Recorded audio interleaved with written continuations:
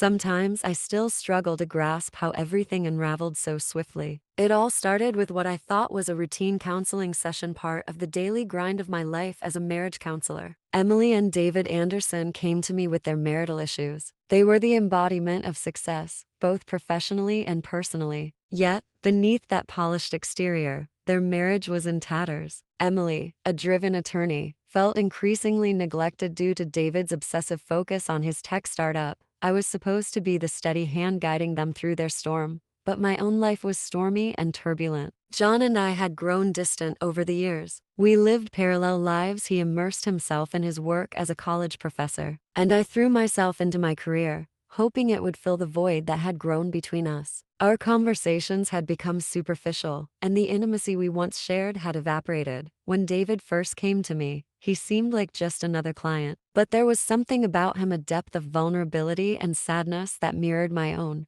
I began to anticipate our sessions with a mix of eagerness and anxiety. I started paying closer attention to how I dressed, to how I presented myself. My desire to look perfect, to appear flawless in my role, wasn't just for my clients. It became a mask I wore to hide the cracks in my own life. One evening, after a particularly raw and emotional session, I asked David to stay behind. I remember the air in the room that evening, thick with unspoken words, lingering tension, and something heavier, something we hadn't dared to acknowledge yet. The glow from the setting sun filtered through the blinds, casting the office in a soft amber light. It felt like time had slowed, or maybe it was just us, caught in that space between what was said and what we both knew wasn't supposed to happen. Emily had left abruptly, frustrated and angry, storming out mid-session, and David just sat there, quiet and deflated. I watched him as he leaned back on the couch, running his hands through his hair in frustration. His face was a mixture of exhaustion and sadness, and for the first time in a while, I found myself wanting to reach out to him, not as a counselor, but as something else, someone else. I should have ended it right there, packed up for the day, ushered him out with some carefully chosen words, but I didn't. Instead, I moved closer. I told myself I was being supportive, just offering comfort, but deep down I knew. I knew what I was feeling wasn't professional. It was something far more dangerous, something I hadn't allowed myself to feel in years. Desire. David spoke softly, his voice heavy with the weight of months of frustration, his words pouring out in a stream of vulnerability. I don't know who I am anymore. I don't know what I'm doing wrong, he said, his voice cracking slightly. Everything I've tried, nothing works. His words hit me harder than I expected. It wasn't just him, his feelings of inadequacy, the sense that his marriage was slipping away, his loneliness echoed mine. There was a pain in his eyes that I understood in ways I shouldn't have. We were both searching for something, and in that moment, I felt like we'd found it in each other. I don't know how to fix this, he continued, shaking his head. With Emily, with my life, I feel like I'm drowning.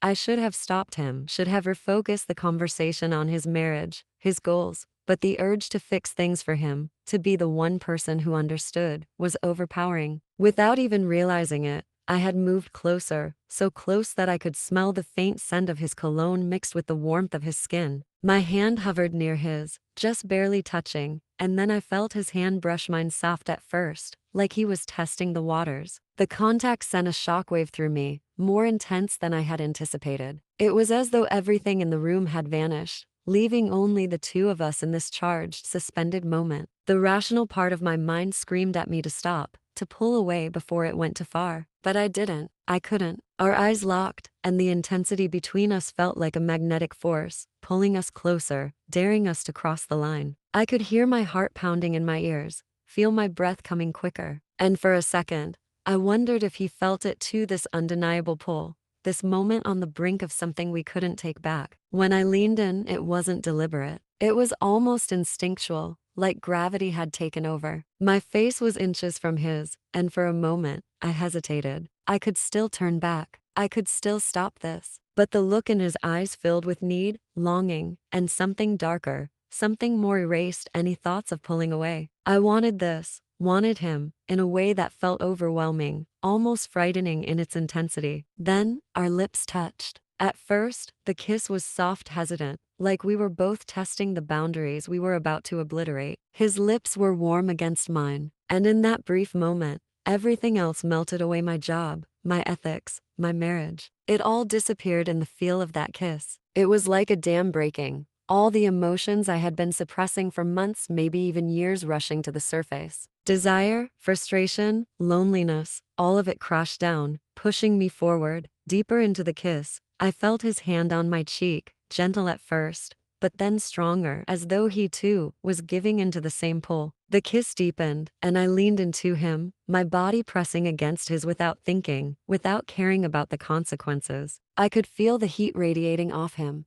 and for the first time in what felt like forever, I felt alive. Every nerve in my body was buzzing. From that moment, our relationship shifted. We began meeting in secret, our encounters filled with an intensity that was both exhilarating and terrifying. Each stolen moment seemed to validate my decision, to fill the void that had been gnawing at me. I started manipulating our sessions, subtly steering Emily and David further apart while maintaining my professional facade. The secrecy and the thrill were intoxicating, but I knew I was walking a tightrope. Every glance, every touch, was a risk, a potential fall from grace. John's increasing wariness eventually led him to investigate. He had started noticing changes in me: late nights, distracted behavior. His suspicions grew, though he never voiced them outright. Instead, he took matters into his own hands. One evening, he confronted me with a set of photographs he had taken. They were grainy but unmistakable, images of David and me in a compromising position in my office. The shock of seeing those photos was overwhelming. The truth I had so carefully concealed was laid bare. John's confrontation was a turning point. His anger was palpable, and his hurt was evident. It was a cold, harsh reality that I could no longer escape. My affair with David had not only jeopardized my marriage but had also put my career on the line. Emily, feeling betrayed,